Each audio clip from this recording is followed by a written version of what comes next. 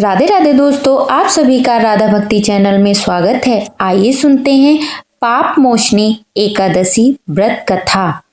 भगवान श्री कृष्ण ने कहा, हे अर्जुन, चैत्र मास के कृष्ण पक्ष की एकादशी को पाप मोचनी एकादशी के नाम से जाना जाता है। एक बार की बात है, पृथ्वीपति राजा मानधता ने लोमास ऋषि से यही प्रश्न किया था जो तुमने मुझसे किया है। अतः जो कुछ भी ऋषि लोमस ने राजा मानधता को बतलाया वही मैं तुमसे कह रहा हूँ। राजा मानधता ने धर्म के रहस्यों के ज्ञाता महर्षि लोमस से पूछा, हे ऋषि श्रेष्ठ, मनुष्य के पापों का मोचन किस प्रकार संभव है? कृपया कर कोई ऐसा सरल उपाय बताएं जिससे सभी को सहज ही पापों से छुटकारा मिल जाए। पाप मोचनी एकादशी व्रत कथा। महर्षि लोमस ने कहा, हे नृपति, चैत्र मास के कृष्ण पक्ष की एकादशी का नाम पाप मोचनी एकादशी है। उसके व्रत के प्रभाव से मनुष्यों के अनेक पाप नष्ट हो जाते हैं। मैं तुम्हें इस व्रत की कथा सुनाता हूँ, ध्यान पूर्वक श्रवण करो। प्राचीन समय में चैत्र रथ नामक एक वन था। उसमें अप्सराएं किन्नरों के साथ विहार किया करती थी। वहां सदैव वसंत का मौसम रहता था, अर्थात उस जगह सदा नाना प्रकार के पुष्प खिलते रहते थे। कभी गंधर्व कन्याएं विहार किया करती थी, कभी देवेंद्र अन्य देवताओं के साथ क्रीड़ा किया करते थे।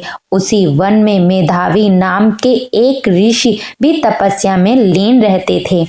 वे शिव भक्त थे। एक दिन मंजू घोषा नामक एक अप्सरा ने उनको मोहित कर उनकी निकटता का लाभ उठाने की चेष्टा की। इसलिए वह कुछ दूरी पर बैठ वीणा बजाकर मधुर स्वर में गाने लगी।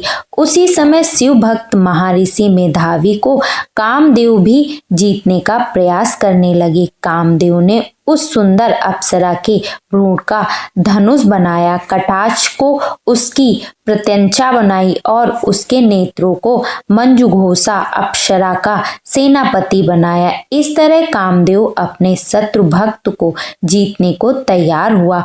उस समय महर्षि मेधावी भी युवा अवस्था में थे और काफी हष्ट-पुष्ट थे। उन्होंने यज्ञोपवीत तथा दंड धारण कर रखा था। वे दूसरे कामदेव के समान प्रतीत हो रहे थे। उस मुनि को देखकर कामदेव के वश में हुई मंजू घोषा ने धीरे धीरे मधुर वाणी से वीणा पर गायन शुरू किया तो महर्षि मेधावी भी मंजू घोषा के मधुर गाने पर तथा उसके सौंदर्य पर मोहित हो गए। वह अप्सरा मेधावी मुनि को कामदेव से पीड़ित जानकर उनसे आलिंगन करने लगी। महर्षि मेधावी उसके सौंदर्य पर मोहित होकर शिव रहस्य को भूल गए और काम के वशीभूत होकर उसके साथ रमण करने लगे। काम के वशीभूत होने के कारण मुनि को उस समय दिन रात का कुछ भी ज्ञात नहीं रहा और काफी समय तक वे रमण करते रहे। तदुपरांत मंजू घोषा उस मुनि से बोली, हे ऋषिवर, अब मुझे बहुत समय हो गया है, अतः स्वर्ग जाने की आज्ञा दीजिए। अप्सरा की बात सुनकर ऋषि ने कहा, हे मोहिनी, संध्या को तो आई हो, प्रातःकाल होने पर चली जाना। ऋषि के ऐसे वचनों को सुनकर अप्सरा उनके साथ रमण करने लगी। इसी प्रकार दोनों ने साथ साथ बहुत समय बिताया। मंजू घोषा ने एक दिन ऋषि से कहा, हे विप्र, अब आप मुझे स्वर्ग जाने की आज्ञा दीजिए। मुनि ने इस बार भी वही कहा, हे रूपसी, अभी ज्यादा समय व्यतीत नहीं हुआ है, कुछ समय और ठहरो। मुनि की बात सुनकर अप्सरा ने कहा, हे ऋषिवर, आपकी रात तो बहुत लंबी है। आप स्वयं ही सोचिए कि मुझे आपके पास आए कितना समय हो गया है। अब और ज्यादा समय तक ठहरना क्या उचित है? अप्सरा की बात सुन मुनि को समय का बोध हुआ और वह गंभीरता पूर्वक विचार करने लगे। जब उन्हें समय का ज्ञात हुआ कि उन्हें रमण करते हुए 57 वर्ष व्यतीत हो चुके हैं तो उस अप्सरा को वह काल का रूप समझने लगे। इतना ज्यादा समय भोग विलास से व्यर्थ चला जाने पर उन्हें बड़ा क्रोध आया। अब वह भयंकर क्रोध में जलते हुए उस तप नाश करने वाली अप्सरा की तरह भ्रुकुंडी तान कर देखने लगे। क्रोध से उनके अधर कांपने लगे और इंद्रियां बेकाबू होने लगी। क्रोध से थरथराते स्वर में मुनि ने उस अप्सरा से कहा, मेरे तप को नष्ट करने वाली दुष्ट, तू महापापिनी और बहुत ही दुराचारणी है। मुझ पर धिक्कार है। अब तू मेरे श्राप से पिशाचनी बन जा।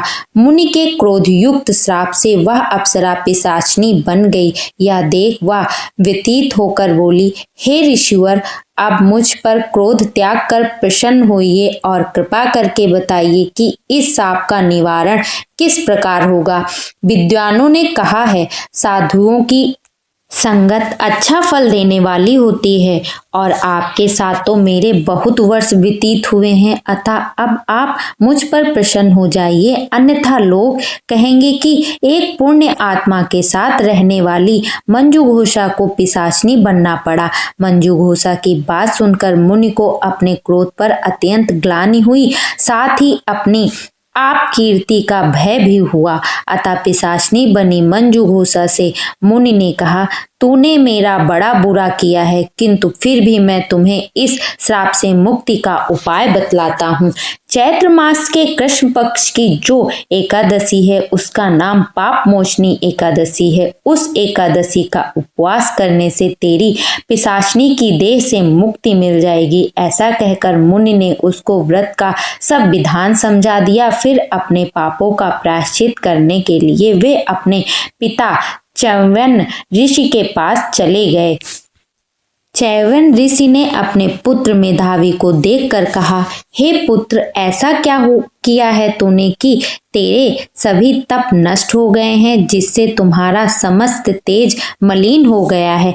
मेधावी मुनि ने लज्जा से अपना सिर झुकाकर कहा, पिताश्री, मैंने एक अप्सरा से रमण करके बहुत बड़ा पाप किया है। इसी पाप के कारण संभवत मेरा सारा तेज और मेरे तप नष्ट हो गए हैं। कृपा करके आप इस पाप से छूटने का उपाय बताइए। ऋषि ने कहा, हे पुत्र, तुम चैत्र माह के कृष्ण पक्ष की पाप मोचनी एकादशी का विधि तथा विधि पूर्वक उपवास करो, इससे तुम्हारे सभी पाप नष्ट हो जाएंगे। अपने पिता च्यवन ऋषि ने के वचनों को सुनकर मेधावी मुनि ने पाप मोचनी एकादशी का विधि पूर्वक व्रत किया। उसके प्रभाव से उसके सभी पाप नष्ट हो गए। मंजू घोषा अप्सरा भी पाप मोचनी एकादशी का उपवास करने से पिशाचनी की देह से छूट गई और पुनः अपना सुंदर रूप धारण कर स्वर्गलोक चली गई। लोमस मुनि ने कहा, हे राजन, इस पाप मोचनी एकादशी के प्रभाव से समस्त पाप नष्ट हो जाते हैं। इस एकादशी की कथा के श्रवण व पढ़ने से 1000 गौदान करने का फल प्राप्त होता है। इस उपवास के करने से ब्रह्म हत्या करने वाले, स्वर्ण चुराने वाले, मदपान करने वाले, गमन करने वाले आदि भयंकर पाप भी नष्ट हो जाते हैं और अंत में स्वर्गलोक की प्राप्ति होती है। यह व्रत बहुत ही पूर्णतम है। बोलिए श्री लक्ष्मी नारायण भगवान की जय।